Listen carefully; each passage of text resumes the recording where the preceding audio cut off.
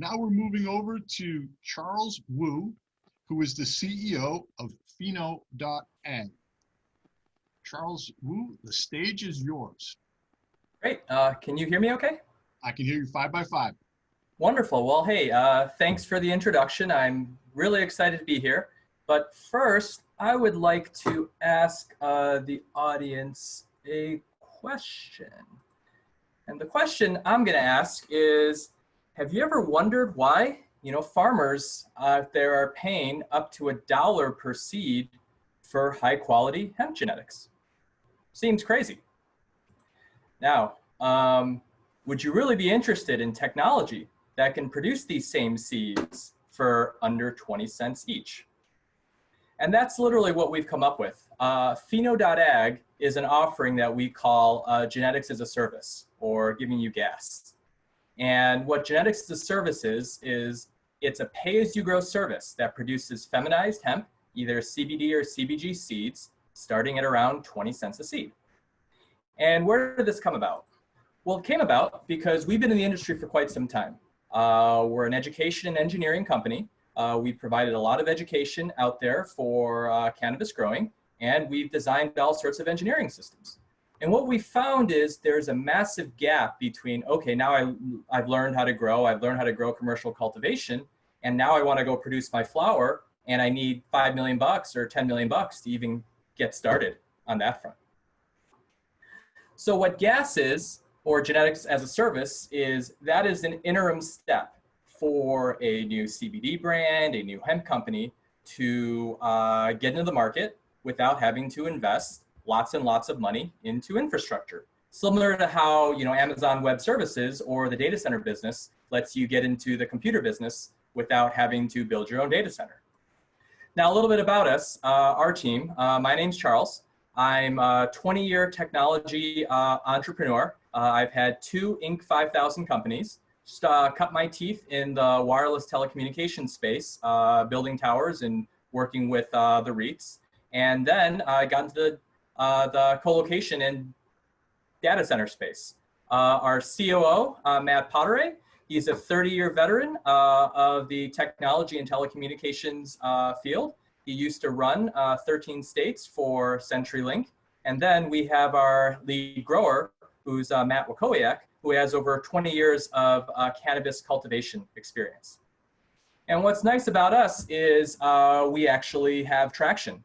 So last year, through the training and consulting business, in terms of how we came up with this concept, we did about close to $1 million in revenue. And you can see on our tax return, we did about almost $400,000 in taxable income. In 2020, we launched this gas initiative, and we're at about $90,000 right now year to date on our pilot. So let's talk a little bit more about what gas is and what can it get you. So everyone says, oh, I can grow one plant, but truly growing consistent plants at scale is really difficult. And what we do is we offer it essentially as a service on a per light basis. So if you want to produce seeds, it's basically $700 a month per light. We also include mother, clone, star, tissue culture, and or veg scase. And based on a 60-day flower pollination cycle, we're able to put out about 7,000 seeds per 60-day harvest. So it comes out to about 20 cents a seed. Our operating expenditures, we're running at around $250 a month to support that. Most recently, we've had people approach us, and we've got customers signed up to produce high quality indoor CBD flower.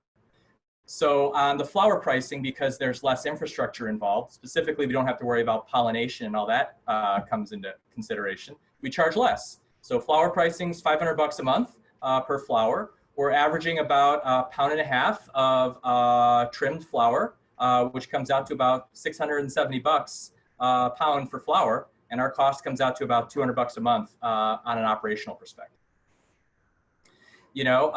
Breaking down, when we do the seed side of things, we always include field testing. So we have a 40-acre farm in Illinois, where whenever we produce seeds for people, we plant them to make sure that they're happy with the seeds that they get, and we can help them with their SOPs and their planting guidelines and everything on that. Moving on, what have we gotten so far and what have we done with our 90K? Starting last year, we built out a little pilot site.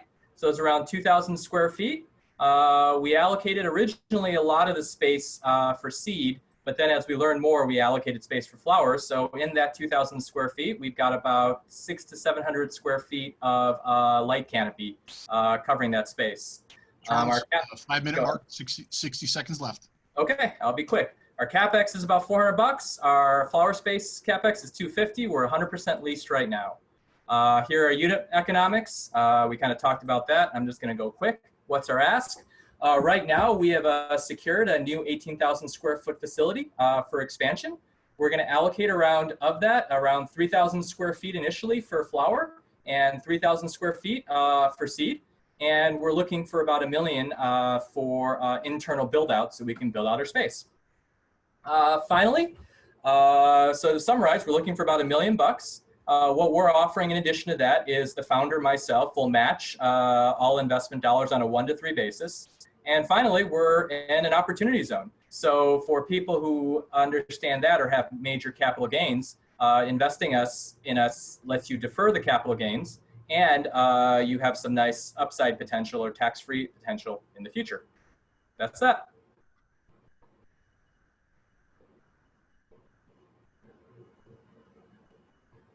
Hey, kudos to you for putting out your tax returns. I'd like to see everyone. Yeah, very creative. Yeah, that was very, very good. Hey, do you guarantee my genetics throughout the entire process? How do you avoid against any cross-contaminations? Well, in terms of the actual seed production chambers, they are sealed. They have HEPA filters, and then we use a variety of air handling technologies that are ozone-based and infrared-based to basically kill things outside. For pollination, we obviously will pollinate inside the area. And ultimately, from the genetics side, assuming we get genetics from the customer, I mean, we also have some genetics, but in many cases, the customer is giving us their genetics to do this.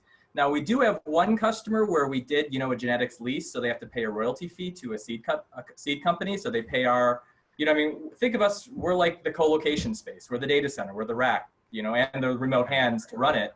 And now the genetics might be your software application or your IP. So there's an IP fee on top if they don't have genetics. Now, the other thing that's interesting is for a lot of, with how the farm bill works, if you're a farmer producing for yourself, you don't, assuming you haven't signed a material transfer agreement that limits you, the seed patents don't cover self-production right now for hemp. So literally a farmer, we've got one person who's basically, they bought some seeds from somewhere, they grew some plants, and then we're taking some cuttings and starting a cycle for them based on what they bought. And that basically, if he grows for himself, it's fine. He can't resale those sorts of seeds. Thank you. Hey, very nice. I have a question. One of my clients or portfolio companies is actually one of the largest producers of genetics in the hemp seed business throughout the U.S. And so I was kind of curious. Where I don't know if I caught this. Where were you located, and how were you going to use the money? So we're in Chicago, a suburb of Chicago. We are going to use the money for internal build out of the building. So we've acquired the building, and effectively with COVID and stuff, with the training business is what it is, I can't access loan monies for the inside. So that's what we're doing on that side from that perspective. And we would be interested in talking to your portfolio company, because basically we have some people that have genetics, but we have a lot of people that don't have genetics. And they say, oh, do you have a genetics partner that can provide for that? Yeah, I'd love to be able to connect you. One of the things I was curious about also is just as far as your customer acquisition, what's your go-to-market strategy for your customer acquisition in finding customers who want to be in this shared or rack space type of, I think it's a really cool concept. I like that too. But I wanted to know how are you going about, what type of customer are you trying to target, and how do you plan on doing that? So we have a training business, and our training business basically teaches you how to cultivate indoors, whether it's hemp CBD or other sorts of indoor flower. And before we were doing that, you know, what happens is it's similar to Cisco, right? You go to Cisco school, and now you graduate from Cisco or Microsoft, and then you go buy Cisco products. So we were doing the training, and then a lot of our business traditionally has come from then doing engineering or referring them over to product manufacturers that say, okay, now you've learned what it takes to grow indoors, and these are the lights you need, blah, blah, blah, blah, blah. And effectively, this was just a big gap we were running into, and more so on the CBD side than the THC side, just because we operate in what's called limited license states, right? So if you got a license and you're one of 50, you know, you can raise money. But for the CBD guy that learns and now they want to grow indoors, they're like, well, I don't have $500,000 or $1 million to kind of just get the thing up and running. And you can put the money in, but you still have to learn how to grow and run things properly. So we've got a pretty good training business. We're in the process of relaunching that. That's historically brought us, you know, plenty of customers. We also have some fairly solid partnerships on the training side. One of our biggest partnerships right now is a platform called Tillable. Think of them like the Airbnb of farmland. And it was like former Monsanto Climate Corp guys, and they've got about, for the Midwest, 12,000 farmers and a little over 500,000 acres on their thing. So, you know, we've been doing some hemp stuff with them too. Hey, Very cool. hey Charles, Mm-hmm. thank you for being well explained. And the value proposition is clear. I was wondering if you just maybe spend a minute, I'm not sure how much time we have, giving me a little bit better sense of how you're able to achieve 20 cents instead of $1. And if that process is patented. 30 seconds, Charles, if you could.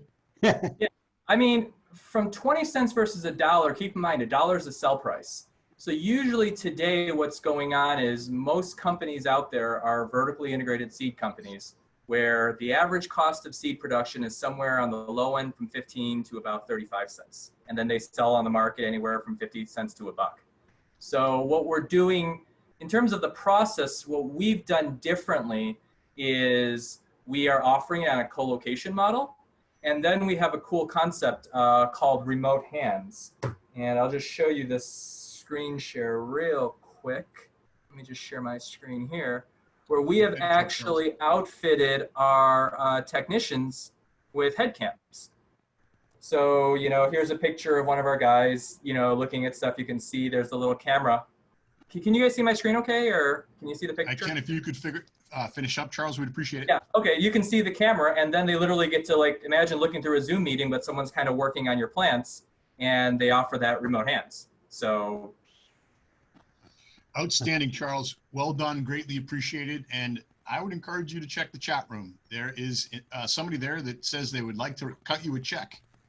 Oh, even better. Yeah, Thank even you. better. Thank you very much. All right. Thank you, Charles.